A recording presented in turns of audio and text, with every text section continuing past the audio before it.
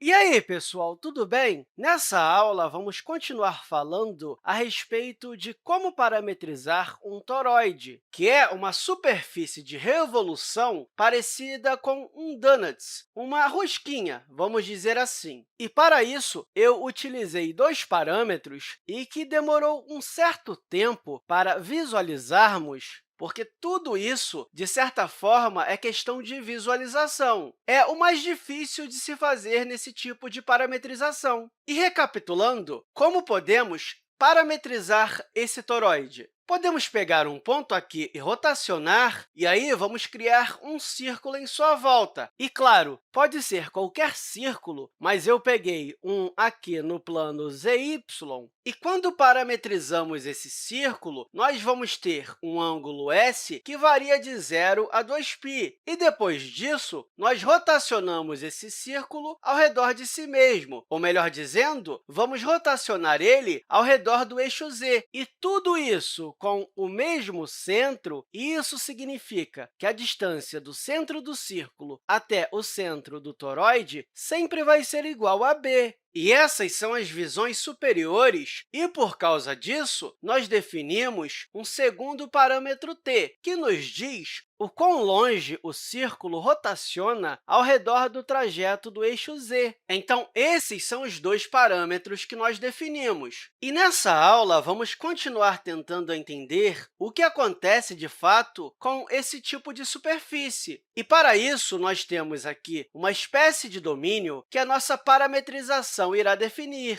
O S vai de 0 a 2π, o que significa que, quando t é igual a zero, nós temos uma rotação para fora do plano ZY.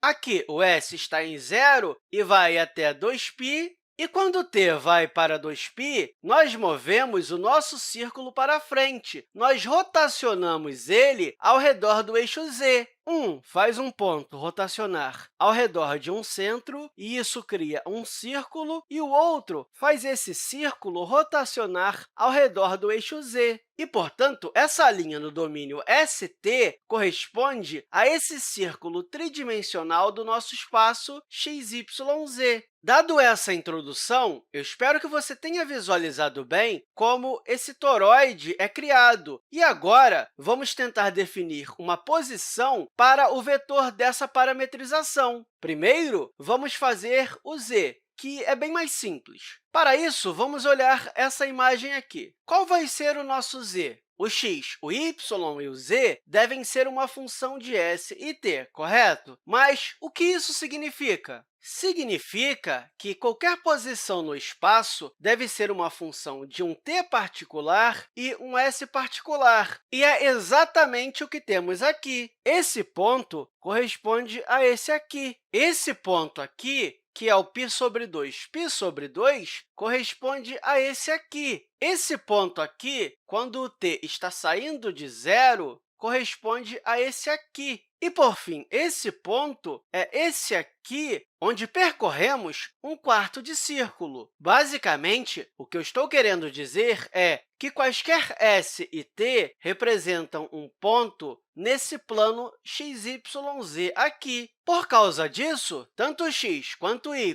quanto z são funções de s e t. Então, primeiro, vamos determinar o z, ou seja, o z como uma função de s e t. E qual vai ser essa função? Bem, se você pegar qualquer círculo e determinar o ângulo entre o raio e o plano XY, então esse ângulo aqui é o ângulo S, e eu posso desenhar o círculo aqui para ficar melhor de ver. Esse aqui é o ângulo S, e o raio eu vou chamar de A, e z será essa distância aqui, que é a parte de cima do plano xy, e aqui podemos aplicar o que chamamos de razões trigonométricas. Então, esse aqui é o z, e agora podemos aplicar o que chamamos de razões trigonométricas. E, se você não lembra, eu sugiro que você dê uma revisada nesse conteúdo. Ou seja, nós calculamos o seno desse ângulo S, que eu posso colocar aqui, e que é igual à medida do cateto oposto ao ângulo S dividido pela hipotenusa, que, nesse caso, é o A. Então, colocamos aqui que o seno de S é igual a z sobre A. E se multiplicarmos ambos os membros dessa equação por a, vamos ficar com a vezes o seno de s, que é igual a z. E esse z nos diz o quanto estamos acima desse plano x e y. E, com isso, o z, que é uma função de s de t, vai ser igual a vezes o seno de s. E note que esse z não faz diferença alguma. Isso porque não importa o quanto rotacionamos o círculo ao redor desse eixo z. O que é importante é o quanto giramos em torno desse círculo. Se o s é zero, então estamos apenas no plano xy. E se o s é igual a π sobre 2, então estamos aqui em cima no círculo, o que significa que estamos rotacionando nessa parte superior da nossa rosquinha, do nosso donuts. Agora, vamos tentar achar x e y. Note que essas duas figuras são visões superiores do nosso toroide, correto? Portanto, a distância do centro de todos os círculos até o centro do toroide é igual a b. Portanto, todas essas distâncias são iguais a b. E, portanto, para achar o x e o y, vamos pensar em o quão distante da nossa origem cada ponto está. E, claro, para isso, você precisa fazer uma projeção desse ponto no plano xy. E, para visualizar isso melhor, de novo, nós podemos olhar para esse círculo, que é um círculo em particular, tá? Se eu colocar aqui um plano xy, z, a distância do círculo até o centro do toroide vai ser essa aqui, que é o b. E será que é possível calcular essa distância? Se nós olharmos para esse centro, nós temos um ângulo que é formado entre o raio e o plano xy, e se soubermos esse ângulo, nós conseguimos determinar esse z, correto? E acaba que esse ponto é a projeção desse aqui no plano xy.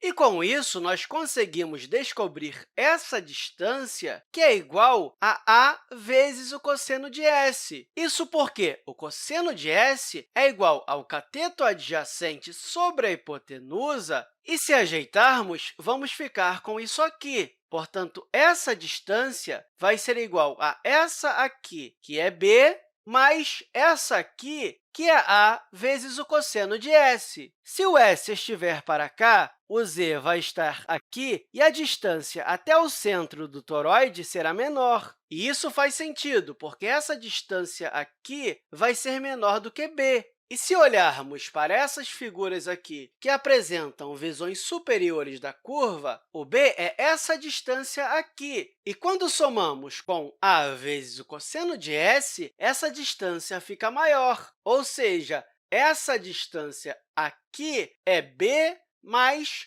a vezes o cosseno de s. Isso significa que estamos dependendo do s e do t. Mas em que isso ajuda a determinar o x e o y? Se nós pegarmos um ponto aqui e rotacionarmos, a distância entre ele e o centro da toroide vai ser essa aqui, que é igual a b mais a vezes o cosseno de s, o que significa que estamos indo para longe do plano xy. E quais são as coordenadas x e y desse ponto? Essa aqui é uma visão superior, correto? O que significa que nós estamos no topo do eixo z, olhando diretamente para baixo, para o chão. Ou seja, estamos olhando para o plano xy.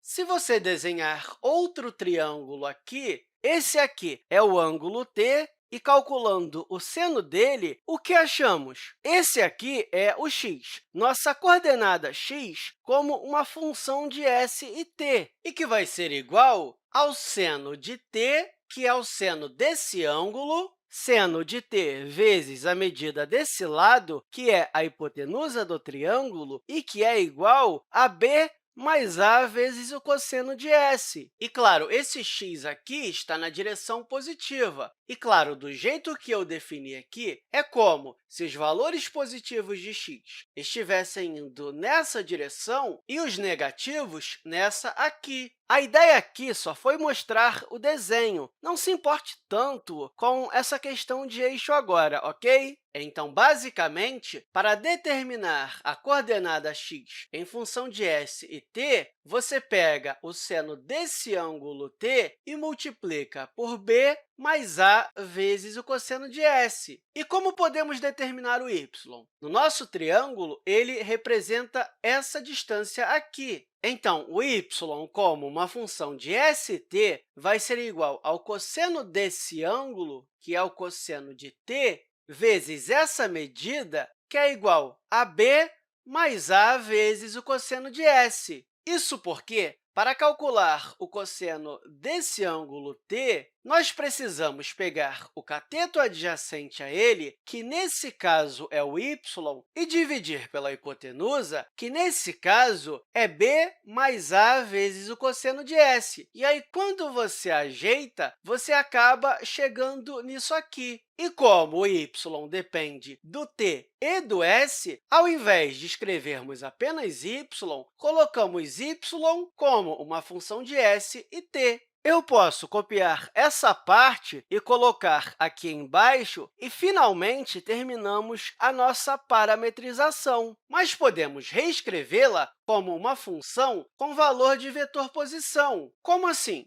Vamos dizer que nós temos uma função r aqui que representa o vetor posição e que dependa de s e de t, e que vai ser igual ao x de s e t, que eu posso colocar aqui como b mais a vezes o cosseno de s vezes o seno de t, e isso vai na direção x. Então, podemos colocar um i aqui. Mas lembre-se, do jeito que eu defini, essa aqui é a direção positiva do x. E somamos isso com o y, que é b mais a vezes o cosseno de s vezes o cosseno de t na direção j, que é o vetor unitário de y. Ou seja, esse aqui é o nosso vetor unitário j. E ainda somamos isso com o z, ou seja, mais a vezes o seno de s na direção do vetor unitário k, que é esse vetor aqui. Com isso, qualquer s e t dentro do domínio, nós conseguimos achar a posição do ponto aqui no toroide. Por exemplo, se você pegar esse ponto aqui, onde o s e o t são iguais a π sobre 2, você pode substituir aqui nessa função e vai achar a posição do ponto no toroide. Para terminar, vamos fazer isso rapidinho? Ou seja, se quisermos achar o vetor posição do ponto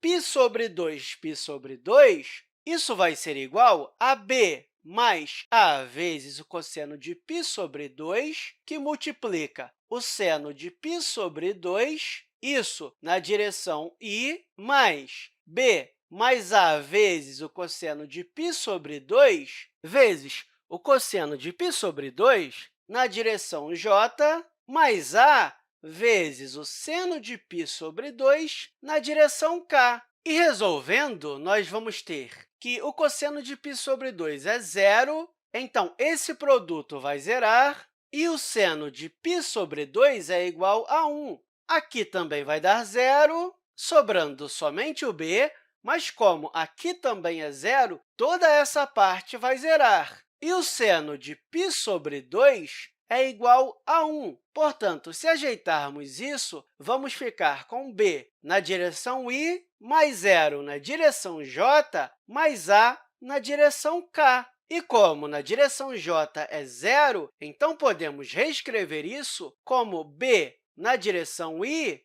mais a na direção k. Então, o b na direção i é esse aqui, e depois subimos a unidades na direção k, e aqui nós temos o vetor posição, ou seja, esse ponto aqui corresponde a esse aqui. Claro, esse foi um ponto, de certa forma, fácil de calcular, correto? Mas você pode pegar qualquer ponto desse domínio e jogar na função posição, que você vai encontrar um ponto nessa superfície. E, claro, O s tem que estar entre 0 e 2π, e o t também. Esse é o domínio dos parâmetros da função r de s e t. E eu espero que essa aula tenha te ajudado e até a próxima, pessoal!